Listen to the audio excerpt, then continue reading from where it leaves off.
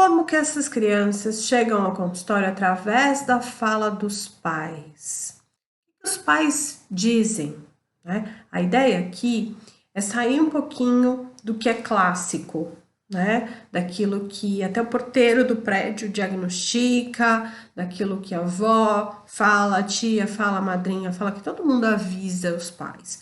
A ideia dessa nossa primeira aula é aquilo que não é comum, tá?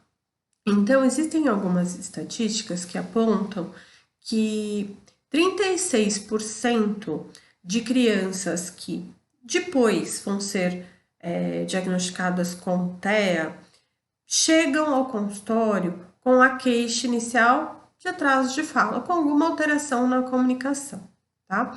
Mas esses pais, invariavelmente, não vão pensar em TEA, né?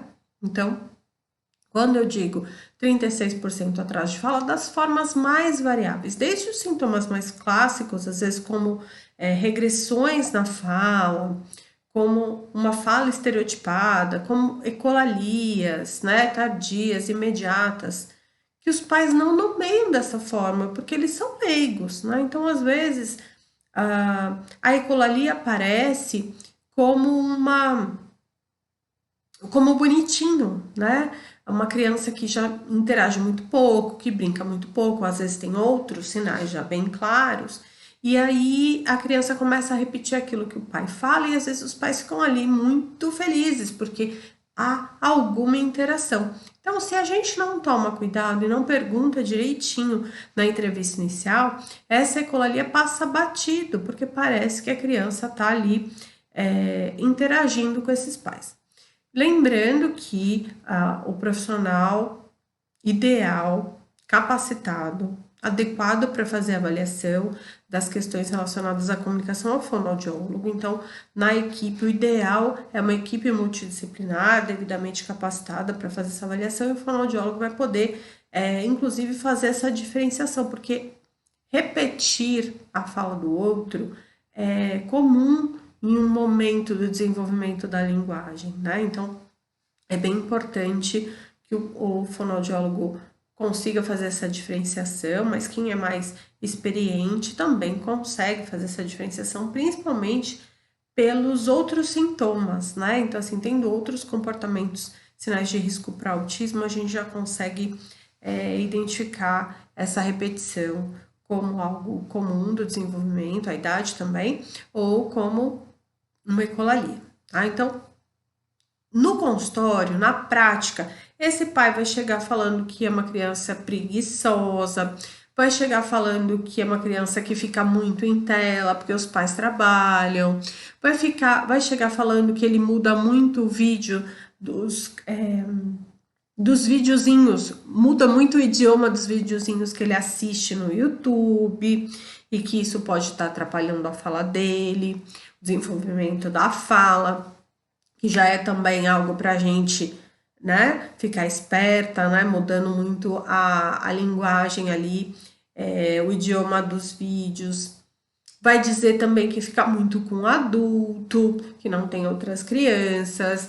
Vai dizer também que nessa pandemia a criança parou de falar, por exemplo, né? A criança dizia, sei lá, 10 palavras e a criança foi perdendo na pandemia. Então, a pandemia costuma. A gente tem que levar em consideração a pandemia, claro, né? Mas as crianças não param de falar na pandemia, né? A pandemia não tem tido este efeito colateral, regressão na fala, esse ponto, né? Então a gente precisa avaliar o entorno, mas é assim que vai chegar. Olha, meu filho não foi para a escola, não tem contato com outras crianças, e aí ele falava 12 palavrinhas, ou ele falava 5 palavrinhas, falava água, falava tetê, falava uau, falava mamã. E aí, de repente, ele parou de falar tudo e ele não fala mais nada. E aí você vai investigar outros sinais, tem ali outros sinais característicos do transtorno do espectro autista, né? Então, ficar atento com sinais relacionados aí à comunicação e à forma como esses pais vão trazer essas questões, tá?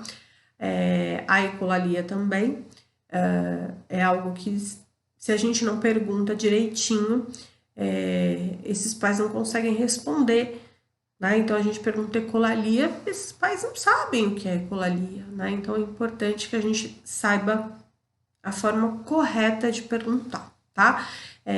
Quem nunca viu que é uma ecolalia, né? Se você tá chegando agora aqui, não conhece muito sobre o transtorno do espectro autista, eu vou passar um videozinho com uma criança fazendo ecolalia para você saber como é e como você pode fazer perguntas para esses pais. Qual o seu nome, filho? Fala pra mamãe. Nome. Não, qual o seu nome? Esse nome. Esse nome. Não, eu tô perguntando qual o seu nome. Aí você fala, Rafael. Rafael. Quantos anos você tem? Só entendendo. Não, quantos anos você tem? Aí você fala, 4. Isso, agora vamos de novo, tá? Qual o seu nome?